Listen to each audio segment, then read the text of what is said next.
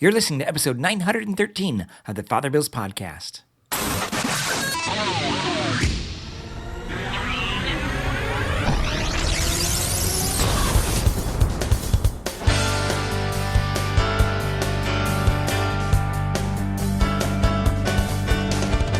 Welcome back. This week's episode is entitled I Am, given on the fifth Sunday in Ordinary Time, 2024.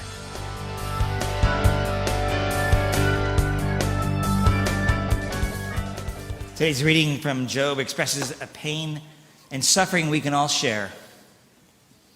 When was the last time you had a sleepless night due to an immensity of stress? Was it just last night? When was the last time you felt no hope? Have you ever contemplated that your life is fleeting and that you will never experience happiness again? You see, Job expresses these sentiments and more. Yet it's interesting because 12 verses later, in Job 19, verse 25, we would read this. Keep in mind, this is in the midst of his misery. He says, "As for me, I know that my Redeemer lives." Strange, don't you think, that in the midst of this drudgery and suffering he has, this exclamation comes out. But it's also found in the book of Lamentations, one of my favorite books. If you're in for a downer, that's your book. It's full of downers. In fact, it's one big lament. Luckily, it's a short book, and also smack dab in the middle of it, we read this. And I have this highlighted in my Bible. If you come to the office, sometimes it's open there because it's one of my favorites. We read this, "But I will call this to mind," immediately shifting gears. "But I will call this to mind, therefore I will hope. The Lord's acts of mercy are not exhausted. His compassion is not spent. They are renewed each morning. Great is your faithfulness." The mystery of suffering is vexing for sure. The theologians who arranged the lectionary paired Job with the psalm where we heard the Lord heals the brokenhearted, and also the gospel where we hear, of course, that Jesus cured those who were sick and drove out many demons. Now, I ask myself when I hear these things, how many times I wished that such a rapid healing or end of suffering would occur. When will this end? Because sometimes it doesn't. I don't have the ultimate answer for suffering. Sometimes it can seem even that God does not care. If you've had that thought, welcome to my club. But see, it's not true. God does care, and I can't let my feelings drive the truth. My mind knows the truth. God does care. But we will still entertain these thoughts and then feel guilty for our lack of faith. Hearing today's gospel confronts those sensibilities. And in fact, Jesus' miracles, those powers that he brought out, are the most powerful attestation to his love and compassion. On top of that, God's nature, his desire, his way of being, is found in his name, in God's name. What is God's name? Well, it was revealed to Moses, and it's kind of hard to translate. In fact, in Hebrew, it has no vowels from which to say, but we translate it as I am, or I am who am. It's archaic, to say the least. But his name describes what he does.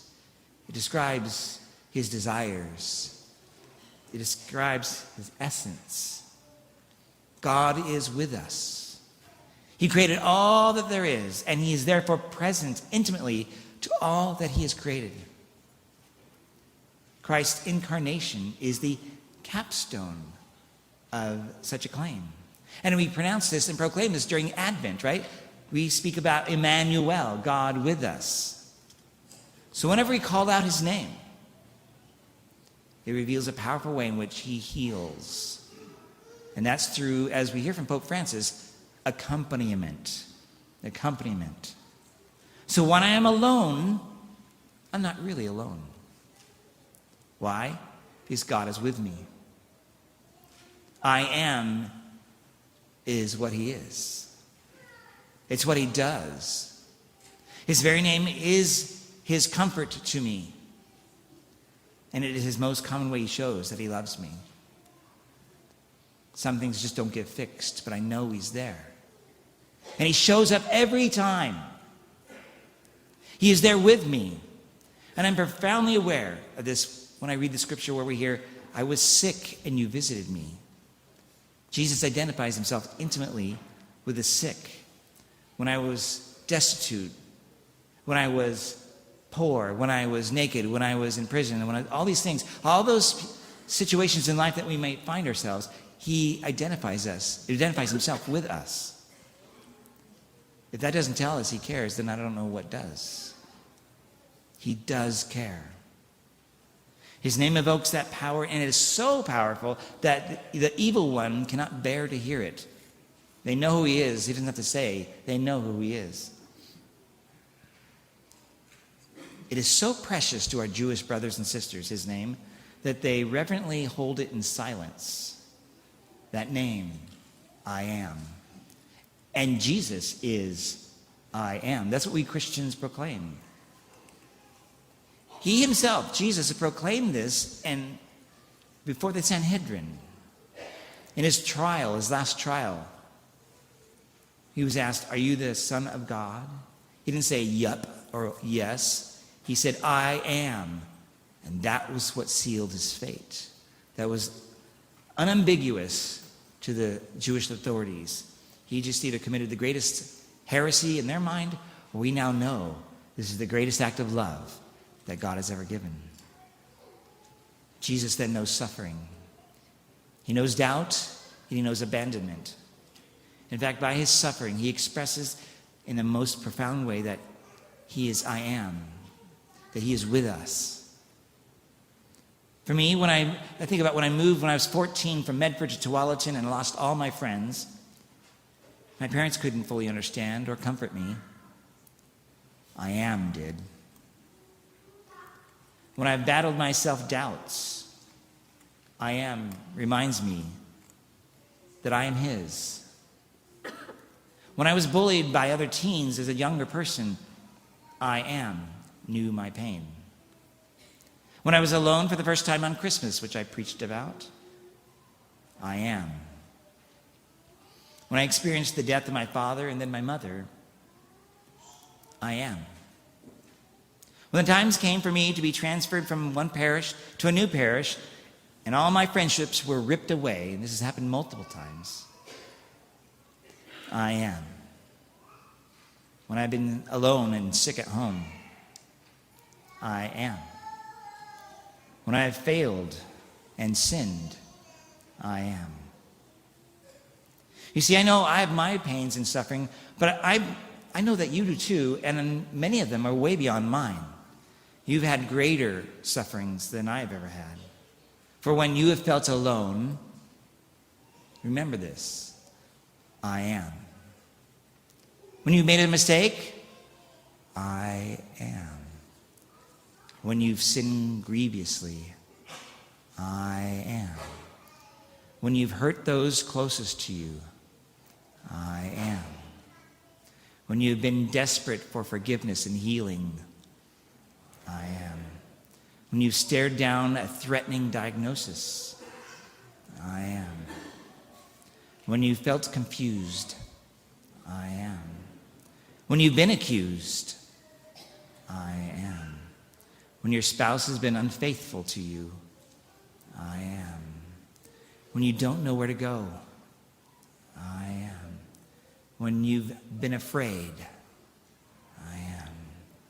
When you feel like you're an imposter, I am. When you've been misunderstood, I am. When you've been rejected, I am.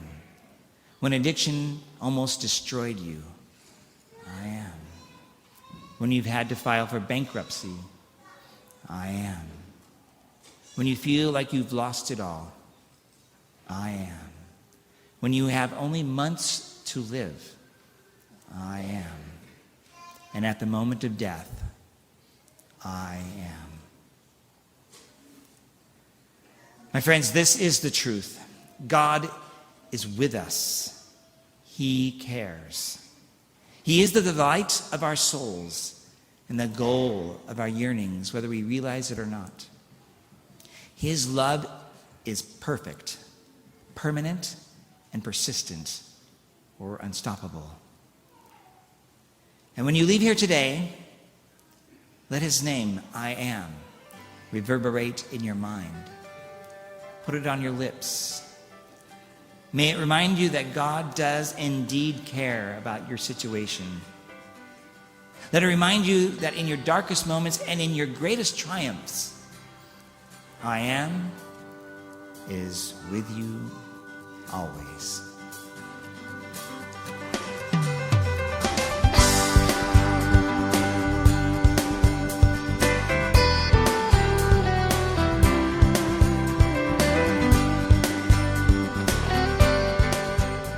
Thank you again for listening to this episode of the Father Bills Podcast. If you have any questions or comments, go to my website, fatherbill.org, FRBILL.org. There you can email me. You can see what other stuff I'm doing with podcasts, my social media accounts, etc. And if you ask any questions, I'll do my best to get back to you as soon as I can. In the meantime, may God bless you and have a great week. Bye-bye.